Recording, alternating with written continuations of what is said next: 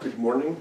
Many of us, I think, are very happy and thankful that the long election season is over. And I'm sorry, but I feel like I have to talk about it some today, even though you would probably all like to put it behind you. We have to take account of the situation that we're in. We will have a new president here in a few months. She will be sworn into office here in February. And so we need to talk about it. Some of you, many of you, are probably very disappointed and upset and frustrated with how things went. You wish that someone else was now going to be president. And some of you are probably happy that your candidate made it in. And I'm feeling some of you are feeling good about it because you really like the candidate, and some of you are probably because you really just liked all the other candidates. And it's like, oh, well, at least it wasn't the other guy. So let's briefly sum up the situation. And then I have two areas of response that we as Catholics need to have.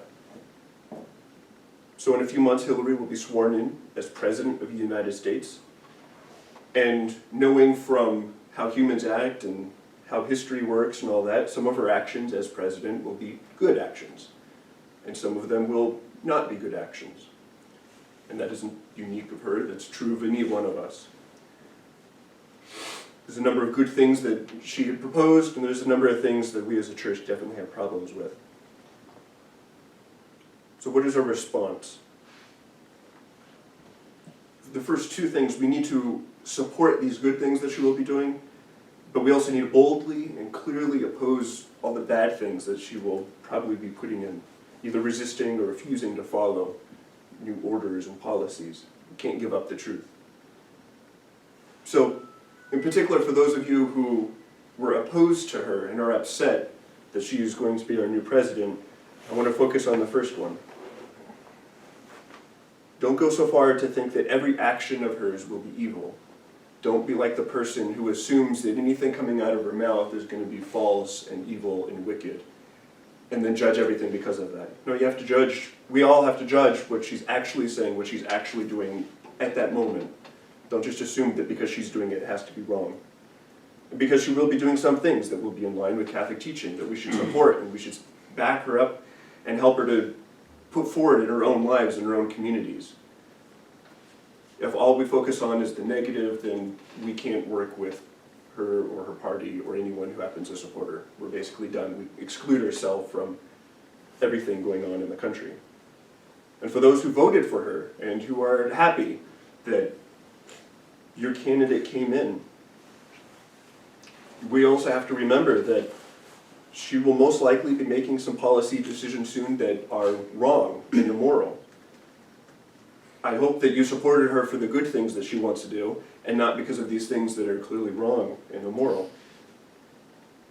Because some of her policies that she's held through for many, many years are clearly and very much against historic Christianity. Things that have been supported and held as evil from the time of Christ. So we need to work with her and try to persuade her to move away from some of those areas. And probably when she puts her foot down, she says, I'm going to do it this way, well, we have to resist, we have to object, we have to be bold and be loud. Especially for those of you who may have voted for Hillary.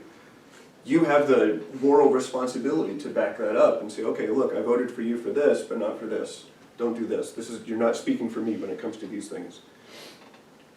Because we know that she's been supporting things like to make abortion more available. Abortion's always wrong. Her and the culture in general is trying to push to redefine marriage and force all of us to deny the very truth about what human nature is. Our faith is under attack. The freedom to practice our faith in the public square is under attack. So we can't just ignore those and be quiet about them. The second thing, that was sort of the practical. The second thing deals with our inner attitude. I know there's many people who have been upset about how this election has gone with the different candidates that we have. The readings for this Sunday give us some good wisdom, some good help for this situation. Because we're coming to the end of the church year, and so the church has been preparing us these last couple Sundays and next Sunday, reminding ourselves that we're our time here on earth will come to an end. This is not the whole story. We have the great hope, maybe with a little bit of fear if we're not ready, that God will come, there will be a second coming, there will be a judgment, there will be heaven and hell for all of us, or heaven or hell for all of us, sorry. And so we need to prepare for it. This is the time to prepare while our life is here. So you look at the gospel reading especially, and these are the words of Jesus to his apostles. He's talking about war and insurrection. Nations will rise against nation, kingdom against kingdom. We're not promised peace on this earth. We're in a way almost promised pain and suffering that we're going to have to go through. And so, as crazy as things may come in the future in this country, he reminds us, do not be terrified. Such things must happen first. Don't be afraid. That's what you hear Jesus saying repeatedly throughout Scriptures. Don't be afraid. And the reason why we could be confident and bold and not afraid in the midst of all this craziness is something that you see throughout all of these readings, and especially next Sunday. Next Sunday we're celebrating the Feast of Christ the King. And so these readings kind of prepare us for that, and they're good to think about. Like, just even listen to the psalm that we all sung repeatedly. The Lord comes to rule the earth with justice. The Lord comes to rule the earth with justice. No matter what side of the spectrum you fall on, we all have to recognize that no matter the politician, they're not always ruling with justice. But God will. The Lord will come. He's already come within us, and he will come at the end of the age and bring justice to everything. And then finally, at the very end of the gospel, after talking about all the fear and all the problems and everything that will be coming up in our lives as Christians, we are reminded, by your perseverance you will secure your lives. By your perseverance you will secure your lives. The Lord is coming. This should be a good thing if we're prepared for it.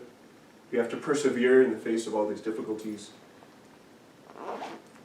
But remember, the Lord is king, not Hillary Clinton. Donald Trump wouldn't have made any better of a king. Jesus is our king.